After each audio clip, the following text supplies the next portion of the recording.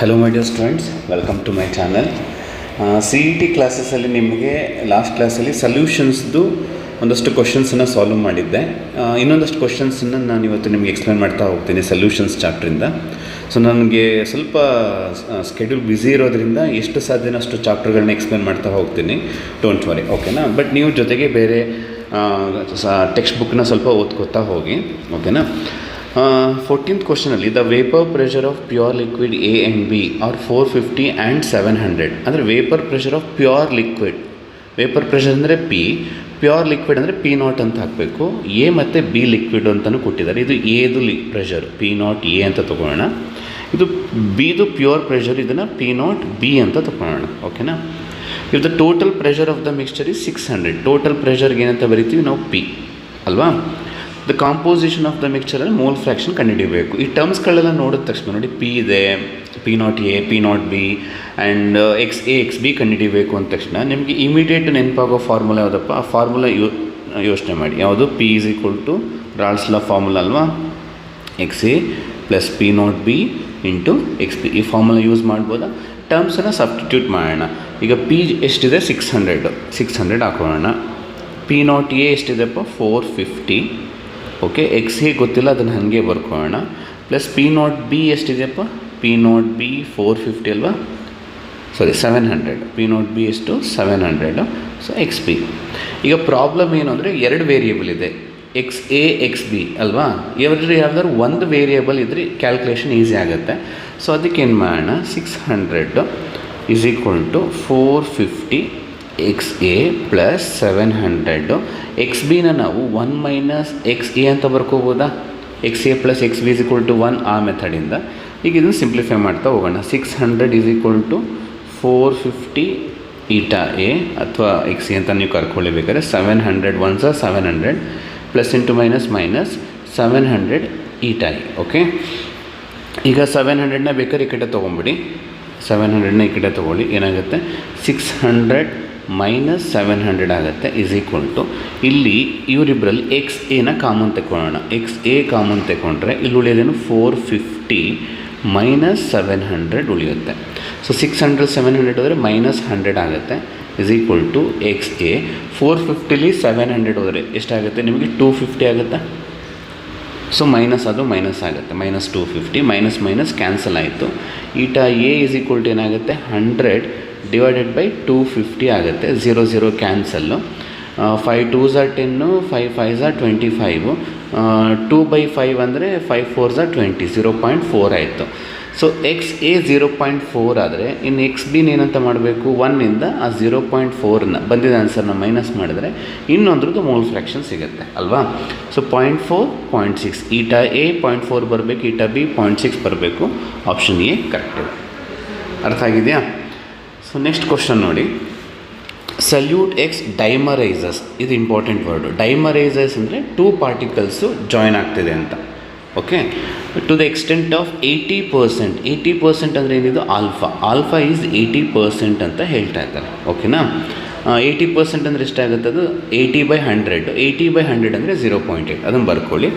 2.5 gram of X in 100 gram of water. ಇದು ಕಡಿಮೆ gram ಇದೆ, ಕಡಿಮೆ ಗ್ರಾಮ್ ಇರೋದನ್ನ ಡಬ್ಲ್ಯೂ ಬಿ ಅಂತ ತೊಗೊಳ್ಳೋಣ. 100 ಜಾಸ್ತಿ ಇದೆ, ಅದನ್ನು ಡಬ್ಲ್ಯೂ ಎ ಅಂತ ತೊಗೊಳ್ಳೋಣ. Increases the boiling point by 0.3 degree Celsius. 0.3 degree boiling point ಜಾಸ್ತಿ ಆಯಿತು ಅಂದರೆ that is delta T B ಆಗುತ್ತೆ. ಕೆ ಬಿ ಡೈರೆಕ್ಟಾಗಿ ಕೊಟ್ಟಿದ್ದಾರೆ. ನಾವೇನು ಕಂಡುಹಿಡಿಬೇಕಂತೆ? ಮೋಲಾರ್ ಮಾಸ್ ಆಫ್ ಎಕ್ಸ್, ಸಲ್ಯೂಟಲ್ ಎಕ್ಸ್ ಅಂದರೆ ಅದು ಎಮ್ ಬಿ ಕ್ಯಾಲ್ಕುಲೇಟ್ ಮಾಡಬೇಕು. So first of all M ಬಿಗೆ ಫಾರ್ಮುಲಾ ಬರೆಯೋಣ. ಎಮ್ ಬಿಗೆ ಏನರಪ್ಪ ಫಾರ್ಮುಲಾ? ಬಾಯ್ಲಿಂಗ್ ಪಾಯಿಂಟ್ ಕೊಟ್ಟಾಗ ಕೆ ಬಿ ಅಲ್ವಾ ಇಂಟು ಡಬ್ಲ್ಯೂ ಬಿ ಇಂಟು 1000 ಏನಕ್ಕೆ ಅಂದರೆ ಮಾಸಸ್ ಆಫ್ ದ ಸಾಲ್ವೆಂಟ್ ಗ್ರಾಮಲ್ಲಿದೆ, divided by delta T B into W A. But ಈ ಮಾಲಿಕ್ಯೂಲು ಡಿಸೋಸಿಯೇಟ್ ಅಥವಾ ಡೈಮರೈಸ್ ಆಗ್ತಿರೋದ್ರಿಂದ ನಾವು ವ್ಯಾಂಟಾ ಫ್ಯಾಕ್ಟರ್ ಹಾಕೋಬೇಕು ಐ. ಓಕೆನಾ. ಈಗ ಸಬ್ಸ್ಟಿಟ್ಯೂಟ್ ಮಾಡ್ಕೊಳ್ಳೋಣ ಎಮ್ ಬಿ ಕಂಡುಹಿಡಿಯೋಕ್ಕೆ. ಕೆ ಬಿ ಕೊಟ್ಟಿದ್ದಾರೆ ಎಷ್ಟಪ್ಪ? 0.52. ಡಬ್ಲ್ಯೂ ಬಿ ಎಷ್ಟು? 2.5 ಇಂಟು 1000 ಹಾಗೆ ಬರ್ಕೊಳ್ಳೋಣ. ಡೆಲ್ಟಾ ಟಿ ಬಿನೂ ಕೊಟ್ಟಿದ್ದಾರೆ ಎಷ್ಟು? 0.3 ಇಂಟು ಡಬ್ಲ್ಯೂ ಎ ಕೊಟ್ಟಿದ್ದಾರೆ ಎಷ್ಟಪ್ಪ? 100. ಈಗ ಪ್ರಾಬ್ಲಮ್ ಇರೋದಲ್ಲಿ ನಿಮಗೆ ಐ ಕೊಟ್ಟಿಲ್ಲ. ಸೊ ಐನ ಕ್ಯಾಲ್ಕುಲೇಟ್ ಮಾಡಬೇಕು. ಹೇಗೆ? ಸೊ ಆಲ್ಫಾ ಕೊಟ್ಟಿದ್ದಾನೆ, ಆಲ್ಫಾ ಕೊಟ್ಟಿದ್ದಾರೆ ಅಂದರೆ ಅರ್ಥ ನಾವು ಆ ಆಲ್ಫಾಯಿಂದ ಐನ ಕ್ಯಾಲ್ಕುಲೇಟ್ ಮಾಡ್ಕೋಬೋದು. ಸೊ ಡೈಮರೈಸ್ ಆದರೆ ಆಲ್ಫಾಗೆ ಫಾರ್ಮುಲಾ ಇದೆ. ಏನು formula? 1 minus I divided by 1 minus n/2. ಇದು ಅಸೋಸಿಯೇಟ್ ಆದಾಗ. ಹಿಂದಿನ ಪ್ರಾಬ್ಲಮಲ್ಲಿ ನಾನು ಡಿಸೋಸಿಯೇಟ್ಗೂ ಕೊಟ್ಟಿದ್ದೆ ಫಾರ್ಮುಲಾ, ಬಟ್ ನನಗೆ ಐ ಬೇಕಾಗಿರೋದಲ್ವ, ಐನ ಸಿಂಪ್ಲಿಫೈ ಮಾಡ್ಕೊಳ್ಳೋಣ. ಇದರಿಂದ ಏನಾಗುತ್ತೆ? 1 minus I is equal to alpha into 1 minus n/2ನ. ಸೊ ಐ ಆ ಕಡೆ ತೊಗೊಂಡು ಆಲ್ಫಾ ಈ ಕಡೆ ತೊಗೊಳ್ಳಿ, ಏನಾಗುತ್ತೆ? I is equal to 1 minus alpha into 1 minus n/2ನ. ಆಲ್ಫಾ ಕೊಟ್ಟಿದ್ದಾರೆ, ಎಷ್ಟಪ್ಪ ಆಲ್ಫಾ? 1 ಮೈನಸ್ 0.8 ಆಯಿತು. 1 ಮೈನಸ್ ಇಲ್ಲಿ ಎನ್ ಅಂದ್ರೇನು? ಎನ್ ಅಂದರೆ ಎಷ್ಟು ಮಾಲಿಕ್ಯೂಲ್ ಅಸೋಸಿಯೇಟ್ ಆಗ್ತಾಯಿದೆ. ಡೈಮರೈಸ್ ಅಂದರೆ 2 ಮಾಲಿಕ್ಯೂಲ್ ಅಸೋಸಿಯೇಟ್ ಆಗ್ತಾಯಿದೆ. ಹಾಗಾಗಿ ನೀವೇನಂತ ಬರೀಬೇಕಲ್ಲಿ? 2/2. 1 ನಿಮಿಷ, ಇಲ್ಲ ಅದು 1 ಹಾಕ್ಕೋಬೇಕು. ಅಂದರೆ ಡೈಮರೈಸ್ ಅಂದರೆ 2 ಮಾಲಿಕ್ಯೂಲ್ಸ್ ಜಾಯ್ನ್ ಆಗಿ 1 ಮಾಲಿಕ್ಯೂಲ್ ಆಗ್ತದೆ, ಅಂದರೆ 1/2 ಆಫ್ ಆಗ್ತದೆ ಅಂತ ಅಲ್ವಾ. ಸೊ ಅವಾಗ 1 ಮೈನಸ್ 0.8 ಇದೆಷ್ಟಾಗುತ್ತೆ? 1 ಮೈನಸ್ 1/2 ಅಂದರೆ 0.5 ಆಗುತ್ತಾ? So is equal to 1 minus 0.8 minus 0.5 ಆಗುತ್ತೆ. ಅದು ಸಿಂಪ್ಲಿಫೈ ಮಾಡಿದ್ರೆ ಎಷ್ಟಾಗುತ್ತೆ? 0.8 5 40 ಅಂದರೆ 0.4 ಆಗುತ್ತೆ ಅಲ್ವಾ. ಸೊ 1 ಮೈನಸ್ 0.4 ಅಂದರೆ ಎಷ್ಟಾಗುತ್ತೆ? 0.6 ಆಯಿತು, ಹೌದಲ್ವಾ. ಸೊ ಐ ವ್ಯಾಲ್ಯೂ ಎಷ್ಟು ಬಂತು? 0.6. ಅದನ್ನು ಇಲ್ಲಿ ಹಾಕೋಣ, 0.6 ಇಂಟು ಇನ್ನೇನು ಮಾಡಬೇಕೀಗ? ಸಿಂಪ್ಲಿಫಿಕೇಷನ್. ಹೇಗೆ ನೋಡಿ, ಇದನ್ನು 3 1s 3 2s ತೊಗೋಬೋದಾ? ಯಾಕೆಂದರೆ ಪಾಯಿಂಟ್ ಆದಮೇಲೆ ಒಂದೊಂದೇ ನಂಬರ್ ಇದೆ. 2 0 2 0 ಕ್ಯಾನ್ಸಲ್ ಮಾಡಿಬಿಡೋಣ. ಈಗ 2.5 ಇಂಟು 2 ಅಥವಾ ಇದು 25 ಆಗುತ್ತೆ, ಇಂಟು 10 ಮಾಡಿದರೆ 25 ಆಗುತ್ತೆ. ಸೊ 25 2s 50 ಆಯಿತು. So 50 into 0.52. ಸೊ 1 0 ಹಾಗೆ ಬರ್ಕೊಳ್ಳೋಣ. 5ಇಂದ ಮಲ್ಟಿಪ್ಲೈ ಮಾಡಿ. 5 2s 10 1 5 5s 25 1 26 ಆಯಿತು. ಸೊ 2 ನಂಬರ್ಸ್ ಬಿಟ್ಟು ಪಾಯಿಂಟ್ ಇಡಬೇಕು, ಅಂದರೆ 26 ಗ್ರಾಮ್ ಪರ್ ಮೋಲ್ ಆಗುತ್ತೆ. Option D. ಗೊತ್ತಾಯ್ತೇನಪ್ಪ? ಇದೇ ಥರ ಇನ್ನೊಂದು ಪ್ರಾಬ್ಲಮ್ ಇದೆ. 15th 17th ಇದೇ ಥರ ಇದೆ, ನೀವು ಮಾಡಬೇಕು. ನೀವು ಮಾಡ್ತೀರಲ್ವ 17th ಟ್ರೈ ಮಾಡಿ, ಓಕೆನಾ. ಇನ್ನು ಇದು 16th ಪ್ರಾಬ್ಲಮ್. ಆ್ಯಕ್ಚುಲಿ ಇದು ಈ ಚಾಪ್ಟರ್ದಲ್ಲ, ಕೆಮಿಕಲ್ ಈಕ್ವಲಿಬ್ರಿಯಮ್ ಚಾಪ್ಟರ್ದು. ಅಲ್ಲಿ ಬಂದಾಗ ಹೇಳ್ಕೊಡ್ತೀನಿ ನಾನು ನಿಮಗೆ. ಇನ್ನು 18th 2 ಸೊಲ್ಯೂಷನ್ ಕೊಟ್ಟಿದ್ದಾರೆ. First one acetone dissolved in chloroform. ಇದು ಯಾವ ಡಿವಿಯೇಷನ್ ಆಗುತ್ತೆ ಅಂತ ಹೇಳಬೇಕು. And acetone dissolved in carbon disulphate. ನೋಡಿ, acetone dissolved in carbon disulphate. ಇವೆರಡು ಯಾವ್ಯಾವ ಡಿವಿಯೇಷನ್ ಆಗುತ್ತೆ ಅಂತ ಹೇಳಬೇಕು. Acetone dissolved in chloroform negative deviation ಆಗುತ್ತೆ. ಯಾಕೆಂದರೆ ಅಸಿಟೋನ್ ಮತ್ತು ಕ್ಲೋರೋಫಾರ್ಮ್ ಮಧ್ಯ ಹೈಡ್ರೋಜನ್ ಬಾಂಡು ಸ್ಟ್ರಾಂಗ್ ಫಾರ್ಮ್ ಆಗುತ್ತೆ. ನಾನು ಲಾಸ್ಟ್ ವೀಡಿಯೋದಲ್ಲಿ ಹೇಳಿದ್ದೀನಿ, ಹೈಡ್ರೋಜನ್ ಬಾಂಡು ಸ್ಟ್ರಾಂಗ್ ಫಾರ್ಮ್ ಆದರೆ ಅದು ನೆಗೆಟಿವ್ ಡಿವಿಯೇಷನ್ನು. ಅದೇ ಅಸಿಟೋನ್ ಕಾರ್ಬನ್ ಡೈಸಲ್ಫೇಟ್ ಮಧ್ಯೆ ಹೈಡ್ರೋಜನ್ ಬಾಂಡು ವೀಕ್ ಫಾರ್ಮ್ ಆಗುತ್ತೆ, ಅಷ್ಟು ಸ್ಟ್ರಾಂಗ್ ಇರಲ್ಲ ಹೈಡ್ರೋಜನ್ ಬಾಂಡು. ಅದರಿಂದ ಅದು ಪಾಸಿಟಿವ್ ಡಿವಿಯೇಷನ್ ಆಗುತ್ತೆ. ಮೊದಲನೇ ನೆಗೆಟಿವ್, ಸೆಕೆಂಡ್ ಒನ್ ಪಾಸಿಟಿವ್. ಇನ್ನು 19th one relative lowering of vapour pressure of dilute solution in 1 kg of water is 0.002. This is relative lowering of vapour pressure ಕೊಟ್ಟಿದ್ದಾರೆ.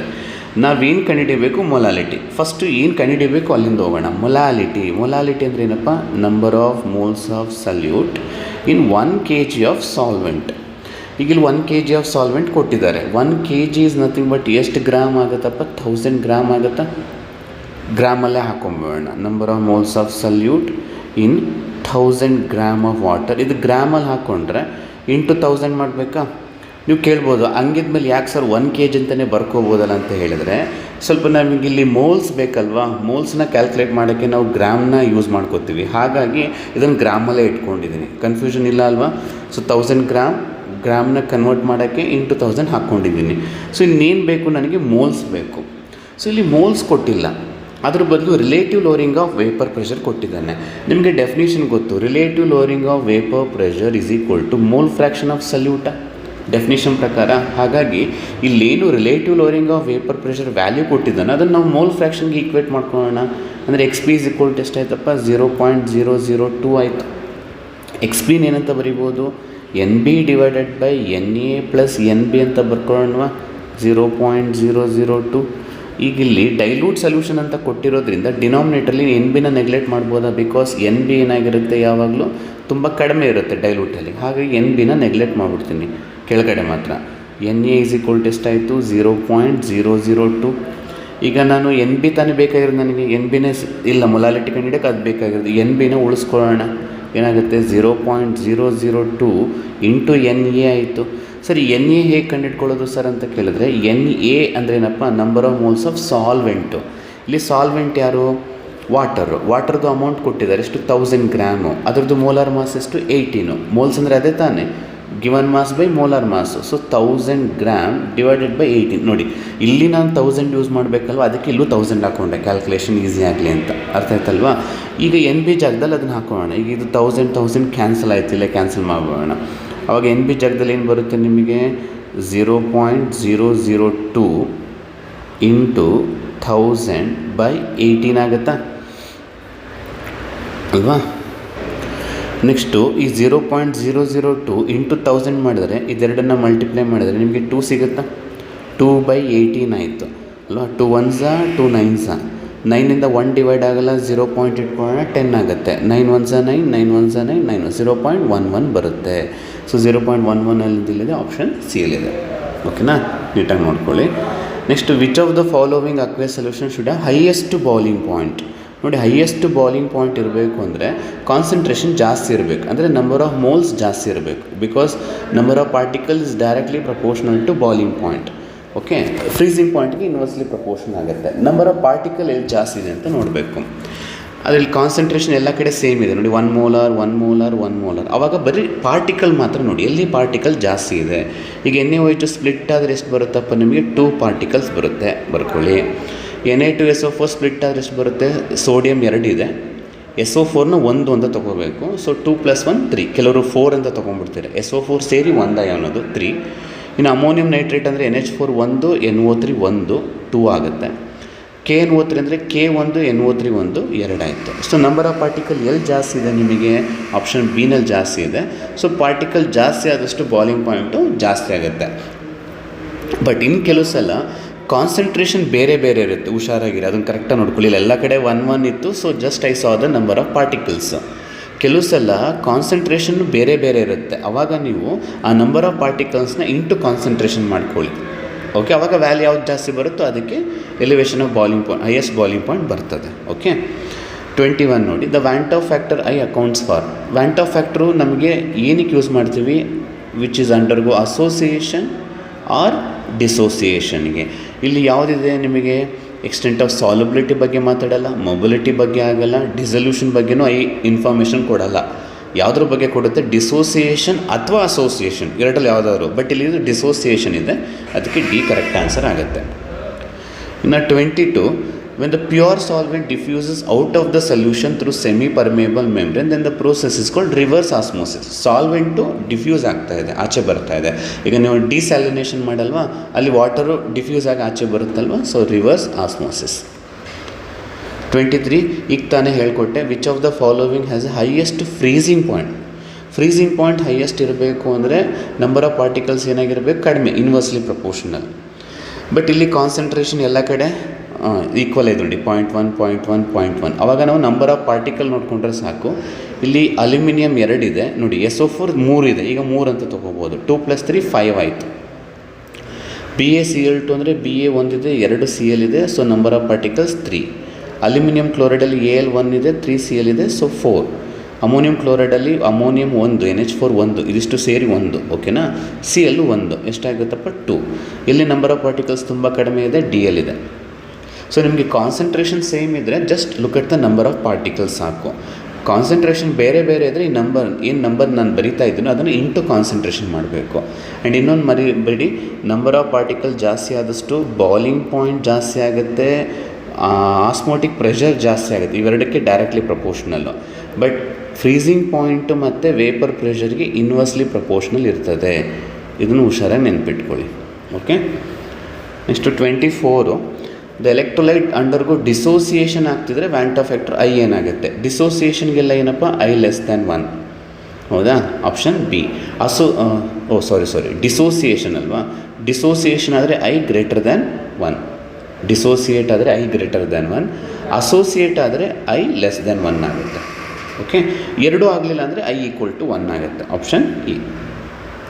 ಇನ್ನು osmotic pressure ಯಾವುದರಿಂದ increase ಮಾಡ್ಬೋದು ನೋಡಿ. Osmotic ಪ್ರೆಷರ್ಗೆ formula ಬರೆದಿರ್ತೀರ CRT, ಅಥವಾ ಸೀನ್ ಏನಂತ ಬರೀಬೋದು, number of moles of solute by volume into RT. ಈ ಫಾರ್ಮುಲಾ ಅಬ್ಸರ್ವ್ ಮಾಡಿದ್ರೆ ನಿಮಗೆ ಆನ್ಸರ್ ಸಿಗುತ್ತೆ. ಈ ಪೈ ಆ್ಯಂಡ್ ಟಿ ಅವರು ಹೇಗೆ ಪ್ರಪೋರ್ಷನ್ ಆಗಿದ್ದಾರೆ, ಡೈರೆಕ್ಟ್ಲಿ. ಓಕೆ, ಅದೇ ರೀತಿ ನೀವು ಈ ಪೈ ಮತ್ತು ವಿನ ಅಬ್ಸರ್ವ್ ಮಾಡಿದ್ರೆ ವಾಲ್ಯೂಮಿಗೆ ಇನ್ವರ್ಸ್ಲಿ ಪ್ರಪೋರ್ಷನಲ್ ಇದೆ ಅಲ್ವಾ. ಸೊ ಅವ್ರು ಕೇಳ್ತಾ ಇರೋದು ಯಾವುದರಿಂದ ಇನ್ಕ್ರೀಸ್ ಮಾಡ್ಬೋದು ಅಂತ. ಮೊದಲನೇ ನೋಡಿ, ಟೆಂಪ್ರೇಚರ್ನ ಇನ್ಕ್ರೀಸ್ ಮಾಡೋದ್ರಿಂದ ಆಸ್ಮಾಟಿಕ್ ಪ್ರೆಷರ್ ಇನ್ಕ್ರೀಸ್ ಮಾಡ್ಬೋದಾ? ಖಂಡಿತ, ಯಾಕೆಂದರೆ ಡೈರೆಕ್ಟ್ಲಿ ಪ್ರಪೋರ್ಷನ್. Option A. ಅರ್ಥ ಆಯ್ತು, ಅಲ್ಲೇ ಸಿಕ್ಬಿಡ್ತು. Increasing the volume of the vessel, no. ಯಾಕೆಂದರೆ ವಾಲ್ಯೂಮ್ ವೆಸಲ್ ಅಲ್ಲ, ಸೊಲ್ಯೂಷನ್ ಟು ವಾಲ್ಯೂಮನ್ನು ಇನ್ಕ್ರೀಸ್ ಮಾಡಿದ್ರೂ ಆಗಲ್ಲ, ಡಿಕ್ರೀಸ್ ಮಾಡಿದ್ರೆ ಪೈ ಜಾಸ್ತಿ ಆಗುತ್ತೆ, because it is inversely proportion. ಇದ್ರ ಮೇಲೆ ತುಂಬ ಸಲ ಕ್ವಶನ್ಸ್ ಕೇಳಿದ್ದಾರೆ, ನೋಡ್ಕೊಳ್ಳಿ. ಇನ್ನು 26 ಯಾವುದು ಕಾಲಿಗೇಟಿವ್ ಪ್ರಾಪರ್ಟಿ ಅಲ್ಲ? ಈಸಿ, ಭಾಳ easy question. Osmotic pressure is A colligative property, depression in freezing point, elevation, ಇದು 3 ಕಾಲಿಗೇಟಿವ್ ಪ್ರಾಪರ್ಟಿ. ಆಪ್ಟಿಕಲ್ ಆ್ಯಕ್ಟಿವಿಟಿ ಅನ್ನೋದು ಕಾಲಿಗೇಟಿವ್ ಪ್ರಾಪರ್ಟಿ ಅಲ್ಲ. ಅದರಿಂದ ಆಪ್ಷನ್ ಬಿ ಕರೆಕ್ಟ್ ಆಗುತ್ತೆ. ಇನ್ನು which of the following aqua solution is highest freezing point? Again highest freezing point ಇರಬೇಕು ಅಂದರೆ number of particles ಕಡಿಮೆ ಇರಬೇಕು, ಅಥವಾ ಕಾನ್ಸಂಟ್ರೇಷನ್ ಕಡಿಮೆ ಇರಬೇಕು. ಈಗ ಇಲ್ಲಿ ನೋಡಿ, ನಾನು ಹೇಳಿದ ಕೇಸಲ್ಲಿದೆ, ಇಲ್ಲಿ ಕಾನ್ಸಂಟ್ರೇಷನ್ ಎಲ್ಲರದು ಒಂದೇ ಇಲ್ಲ, ಬೇರೆ ಬೇರೆ ಇದೆ. ಅದಕ್ಕೆ ಏನು ಮಾಡಬೇಕು, first number of particle calculate ಮಾಡ್ಕೊಳ್ಳಿ.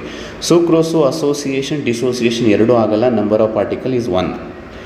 NaClಗೆ ನಂಬರ್ ಆಫ್ ಪಾರ್ಟಿಕಲ್ 2, Na2SO4ಗೆ ನಂಬರ್ ಆಫ್ ಪಾರ್ಟಿಕಲ್ 3, NaClಗೆ 2. ಆದರೆ ಕಾನ್ಸಂಟ್ರೇಷನ್ ಬೇರೆ ಬೇರೆ ಇದೆ ಅಲ್ವಾ, ಇಂಟು ಮಾಡ್ತಾ ಹೋಗಿ.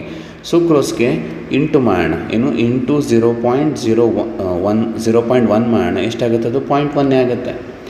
ಇದಕ್ಕೆ 0.01ನ ಮಲ್ಟಿಪ್ಲೈ ಮಾಡಿದರೆ ಎಷ್ಟಾಗುತ್ತೆ, 0.02 ಆಯಿತು.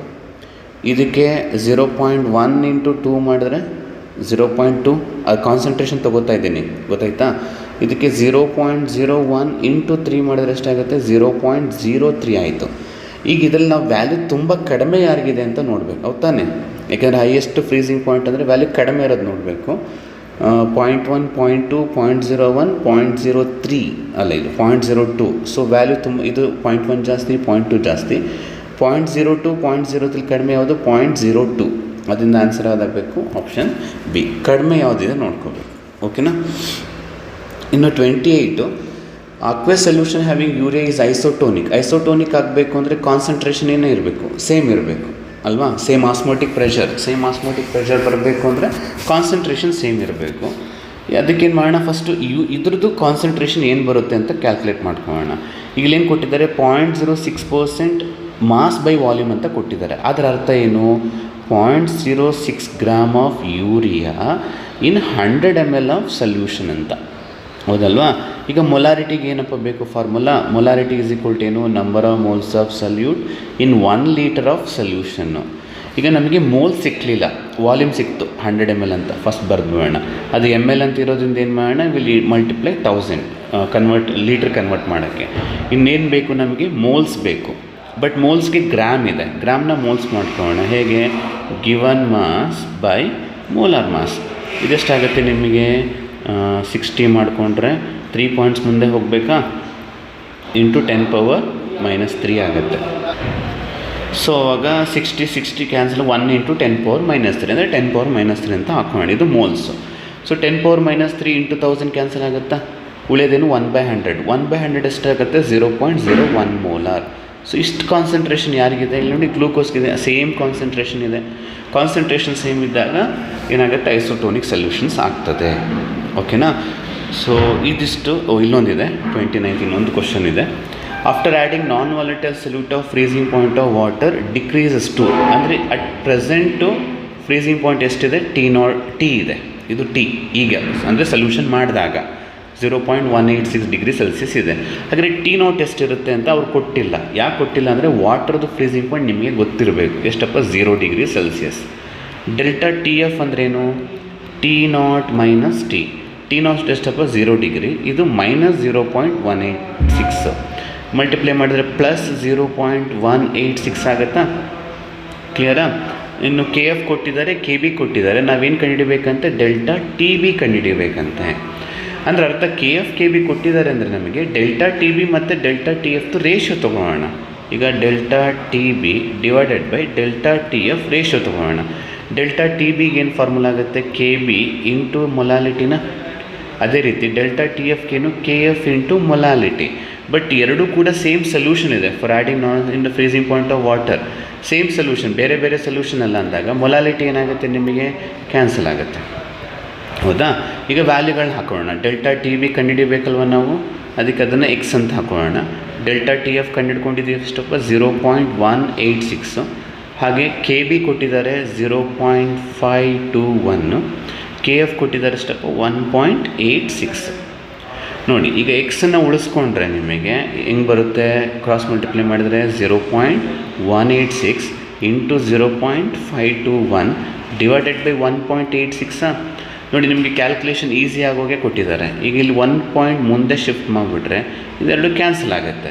ಇದು 1 ಪಾಯಿಂಟ್ ಮುಂದೆ ಹೋದ್ಮೇಲೆ ಇದನ್ನು 1 ಪಾಯಿಂಟ್ ಹಿಂದೆ ಬನ್ನಿ, ಬ್ಯಾಲೆನ್ಸ್ ಮಾಡಿ. ಅವಾಗ ಎಷ್ಟಾಯಿತು, 0.0521 ಆಯಿತು. ಎಲ್ಲಿದೆ 0.0521, ಆಪ್ಷನ್ ಬಿ ಇದೆ. ಇಷ್ಟೇ, ಅರ್ಥ ಆಯ್ತಂತಪ್ಪ.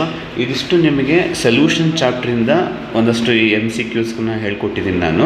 ಇದನ್ನು ನೀಟಾಗಿ ನೋಡ್ಕೊಳ್ಳಿ. ನಿಮಗೆ ಇದು ವಿಡಿಯೋ ಇಷ್ಟ ಆಗಿದರೆ ಲೈಕ್ ಮಾಡಿ, ಹಾಗೆ ನಿಮ್ಮ ಫ್ರೆಂಡ್ಸ್ಗೂ ಶೇರ್ ಮಾಡಿ, ಮತ್ತು ಚಾನಲ್ನ ಸಬ್ಸ್ಕ್ರೈಬ್ ಮಾಡಿ ಮರಿದೆ. ಸೊ ನೆಕ್ಸ್ಟ್ ಕ್ಲಾಸಲ್ಲಿ ನಾನು ಹ್ಯಾಲೋ ಆಲ್ಕಿನ್ ಚಾಪ್ಟರ್ದು CET ಕ್ವಶನ್ಸನ್ನು ಸಾಲ್ವ್ ಮಾಡ್ತಾ ಹೋಗ್ತೀನಿ. ಇಲ್ಲಿ ತನಕ ಇದನ್ನು ನೋಡ್ಕೊಳ್ಳಿ. ಟೇಕ್ ಕೇರ್, ಬಾಯ್.